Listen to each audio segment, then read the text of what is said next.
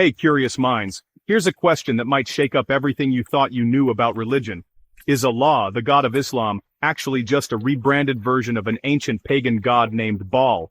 Yeah, this is a bold claim, but let's dive in and see what the evidence says. First up, let's talk about Hubal. In pre-Islamic Mecca, long before Muhammad started preaching Islam, the Kaaba, the big cube in Mecca, wasn't just a holy site for Allah. It was actually packed with 360 different idols. And the main one?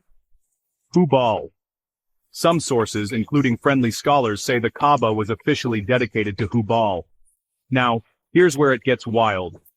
Hubal, according to various researchers, is said to be just another name, or form, of Baal, the chief god of the Canaanites and Syrians. So, was the Kaaba originally a shrine to Baal in disguise? The rituals are another twist. You know, the famous acts of circling the Kaaba, kissing the black stone, and shaving your head during pilgrimage.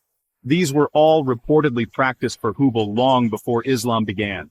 When Muhammad came along, he kept many of these rituals, but switched the focus to Allah. That's like rebranding the same temple and practices, just with a new name and story.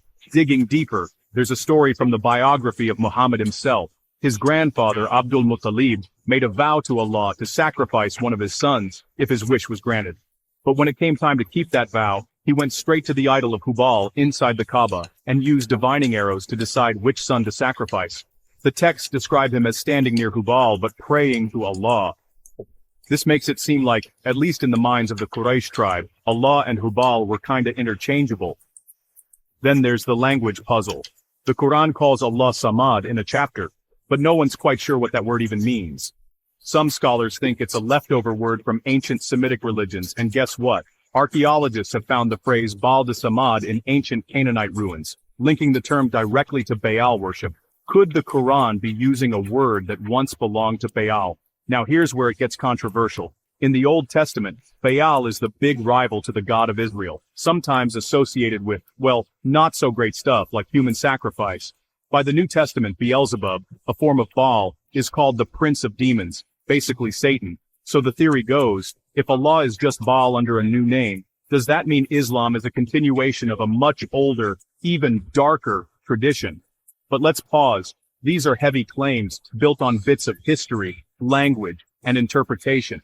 Is it all just a coincidence, or is there something deeper going on? I'll leave you to explore, question, and decide for yourself. If you want more wild history and myth-busting, hit that subscribe button and keep your curiosity alive.